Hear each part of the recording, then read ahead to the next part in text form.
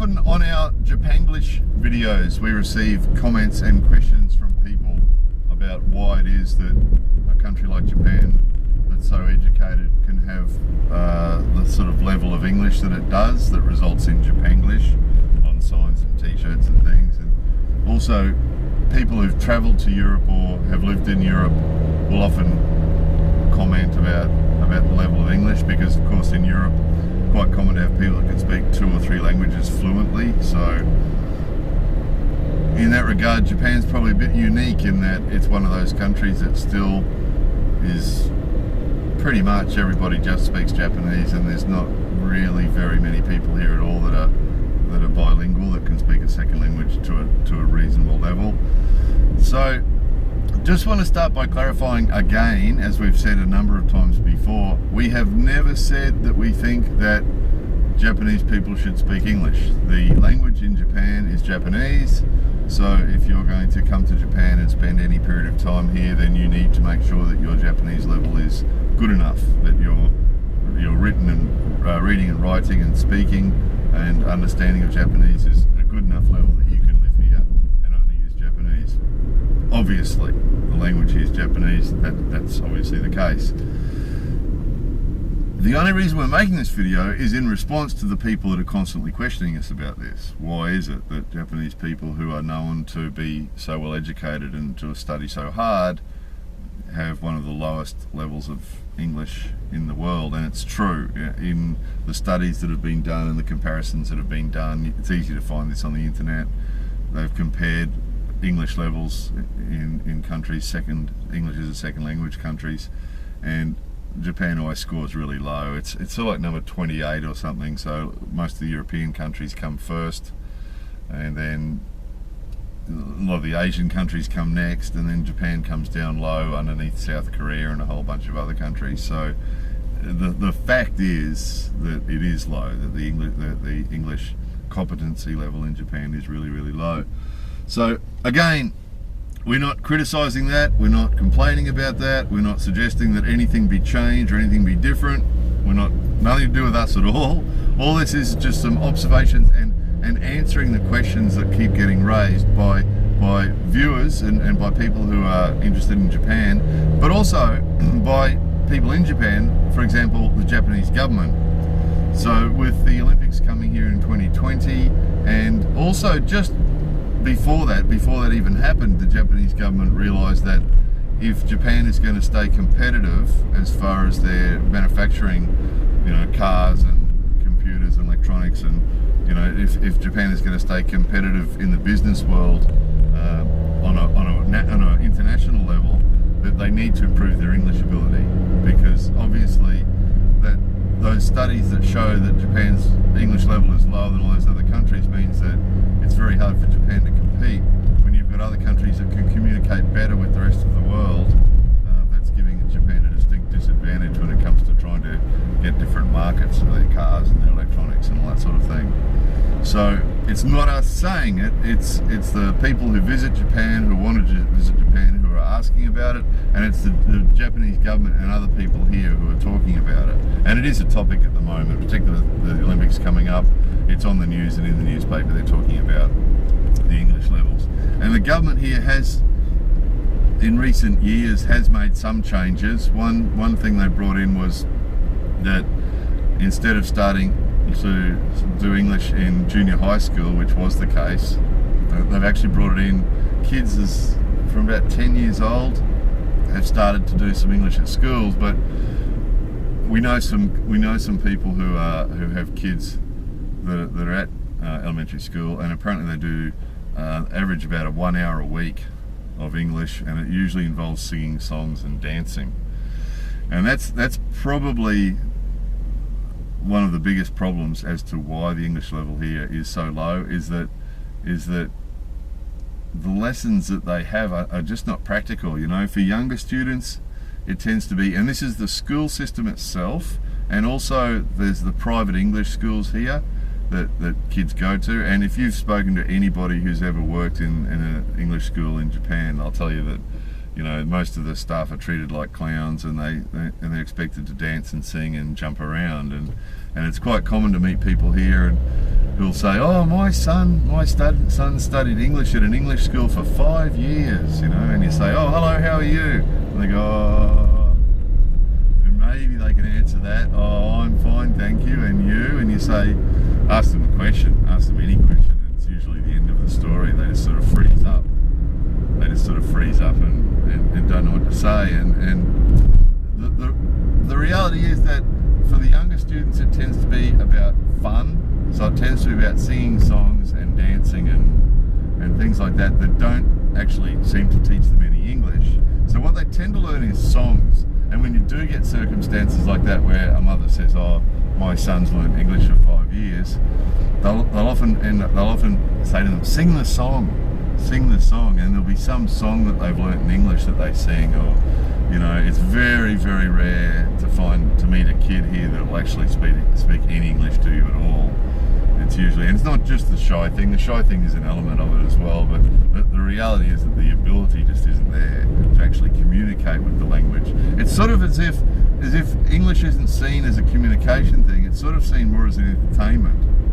So it's just not treated seriously. And then what often happens is these kids, where the parents say the kids learnt English for 5 years at an English school, usually that stopped when the kid turned 12. So if you meet a kid that's over 12 here, usually what's happened is if they're learning English outside the school system, usually when they got to 12 years old and they started junior high school, or 13 or whatever it is that they start junior high school, usually any outside English that they're learning at an English school or whatever usually stops. Because at the beginning of junior high school, most of them go to JUCO, which is, we've told you about before, it's the private school system they go to after hours to do their homework and things.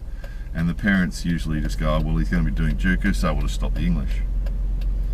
Or for other reasons, they'll often tell you, oh yeah, he did English for 3 years, but then he stopped it because he was really into his badminton. Amazing the number of people who've said, and adults too, I used to study English and then I gave it away because I was, you know, concentrating on my badminton or my soccer, or my, you know, I gave up English and took up soccer, or I gave up English and took up tennis or golf or whatever. And it's sort of seen about that seriously, that English is in the category of your hobbies and your sports. It's not in the category of anything that's important, you know, with not the other academic subjects, and it's rarely seen as a communication tool, you know. So the fact that English is useful for actually communicating with people outside Japan, or even for communicating within Japan. I mean, internet, if you do an internet search in Japanese, the results are limited. You know, the only results you're going to get are information that's come from within Japan, or it's been translated by somebody else into Japanese. So your interaction with the world is really, really limited if you don't use another language. If you only use Japanese, you're really only getting your information from within Japan. So you do a search in Japanese, you'll get a certain number of results. Do the same search in English and you'll get, you know, 100 times or 1,000 times more results with a whole heap more useful information. But it's sort of not seen like that. It's not sort of seen as being useful or important, or, you know. Recently we made a video about Yokohama, and we're talking about how amazingly English friendly Yokohama is. And I think the difference is that in Yokohama they do have a lot of foreigners living, and they do get a lot of foreigners visiting, and there are foreigners everywhere in Yokohama. So the people that are there, working there, have the opportunity to practice their English and can see a real benefit to having their English.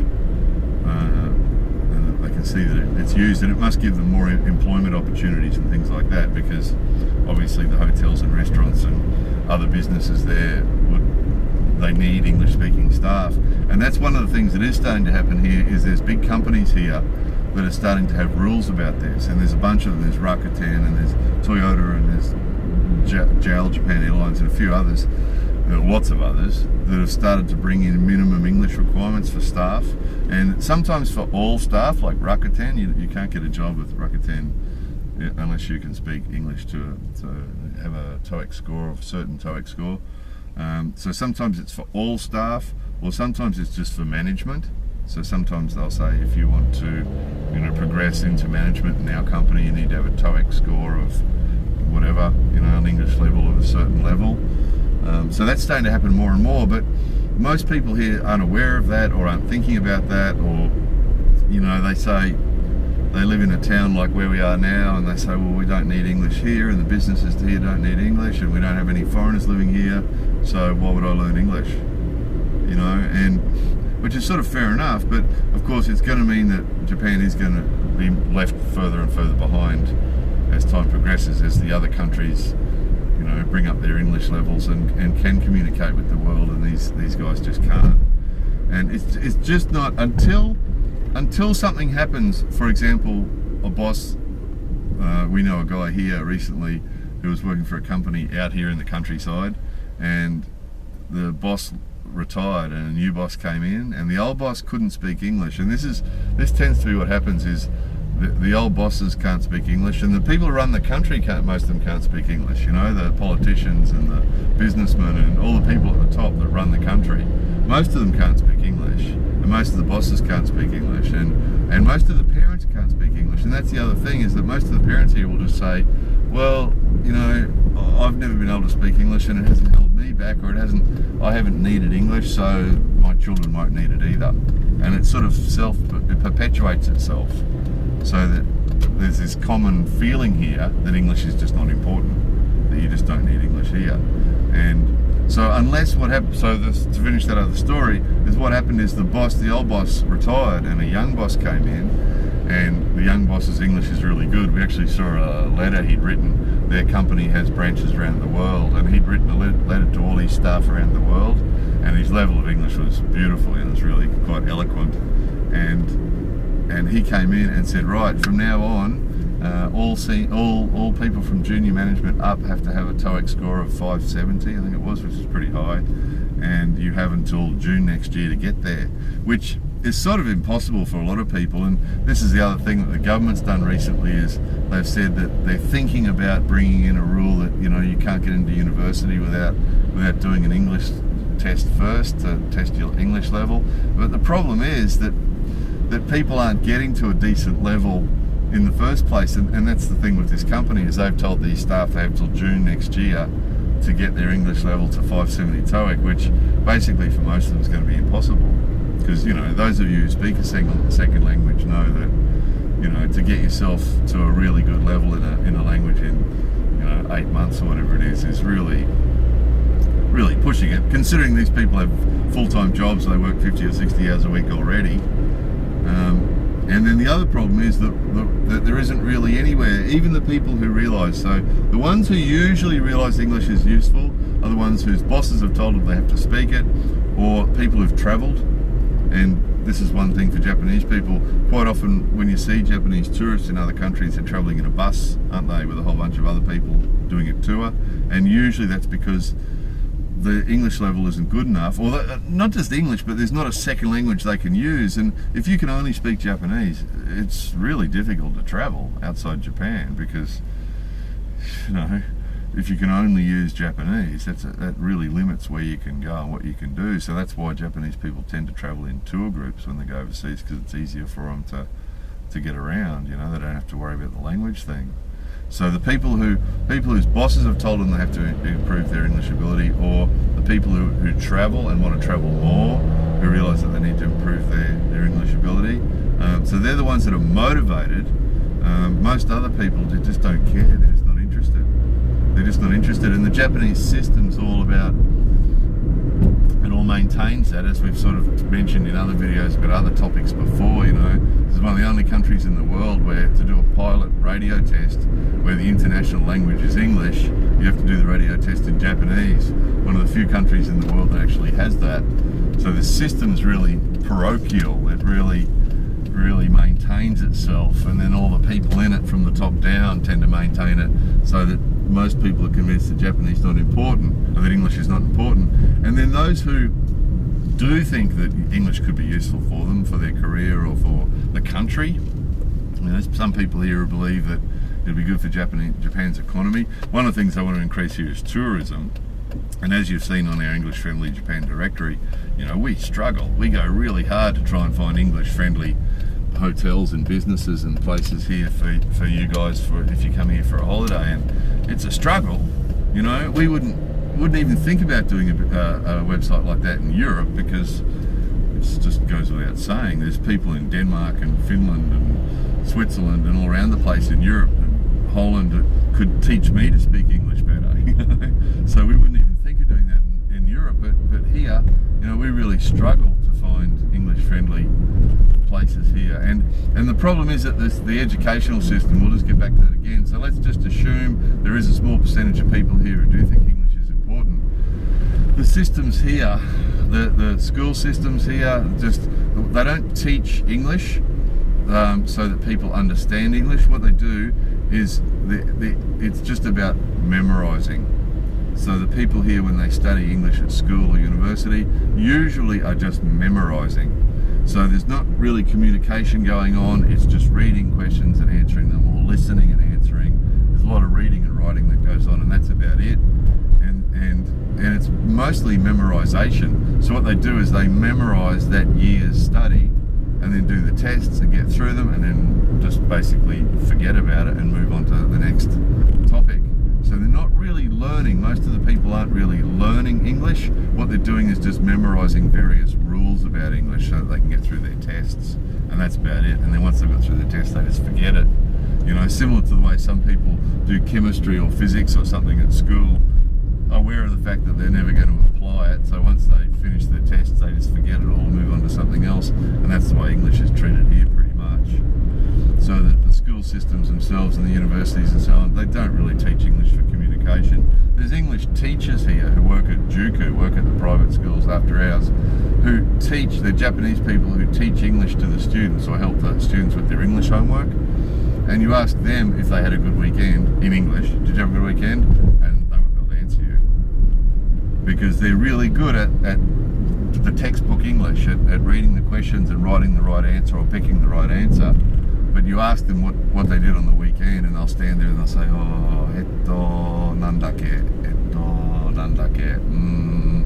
and won't be able to get an answer together. And in all fairness to them, those of you who've learnt second languages will recognise that unless you practice communicating in the language, you can read and write and whatever as much as you want, but until you start actually communicating in the language, that's a separate skill.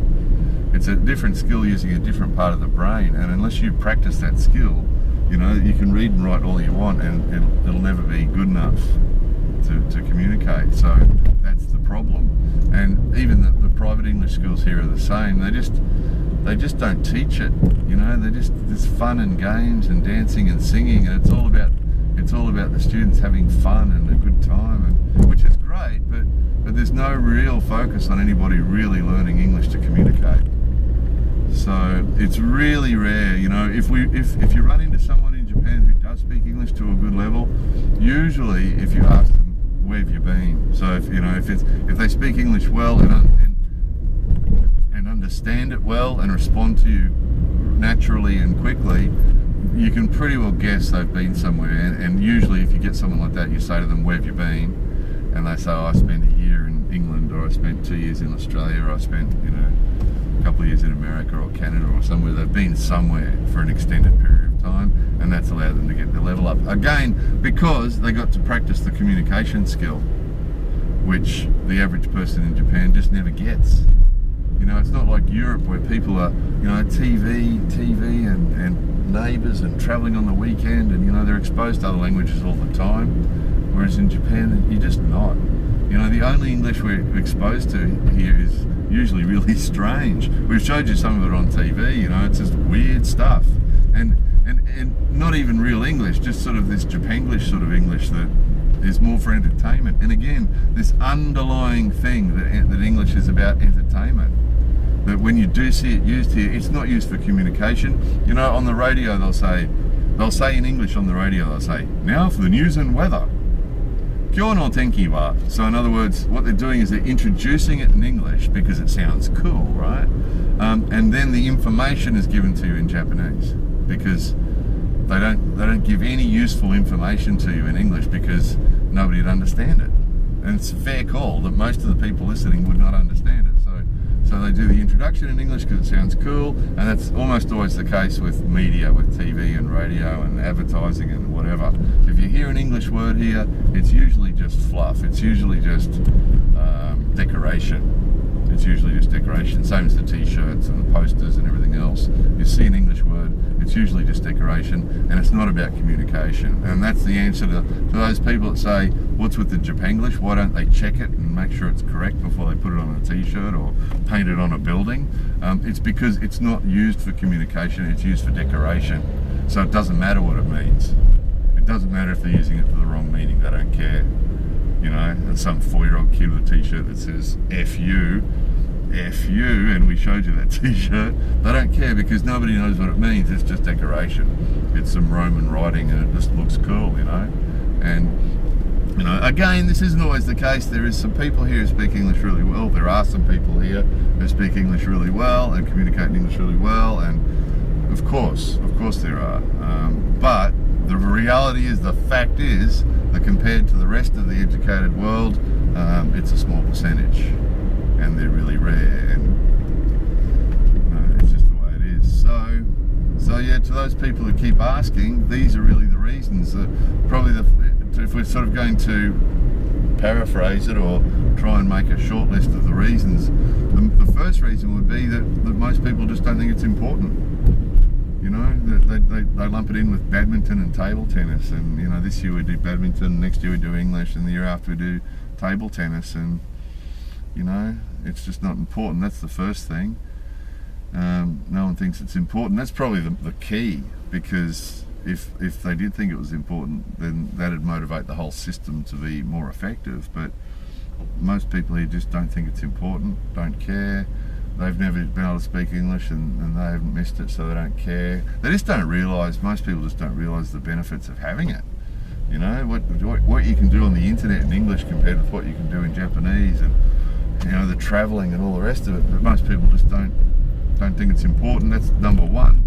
They don't think English is important. And then number two, the public education system is just useless at teaching English. And now and again, these politicians come up with ideas that they think will help. You know, recently there was another idea they'd recently, let's make all people who teach English go overseas for at least 3 weeks or something like that. Might have been 3 months. You know, let's make all people who teach English go overseas for at least 3 months, something like that, which is just, you know, 3 months isn't enough. It's a waste of time, really.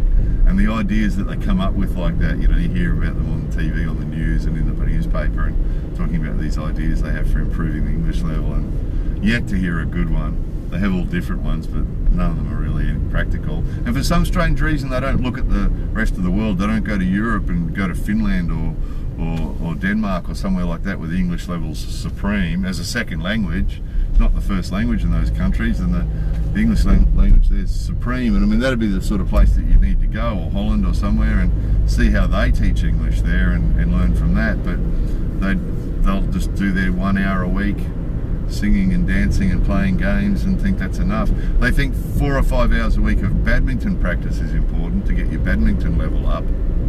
But, you know, 1 hour a week of another language is enough, which obviously, you know, anyone who speaks a second language knows that 1 hour a week's not going to get you anywhere, really. It's not really, you're not even going to improve terribly much at an hour a week.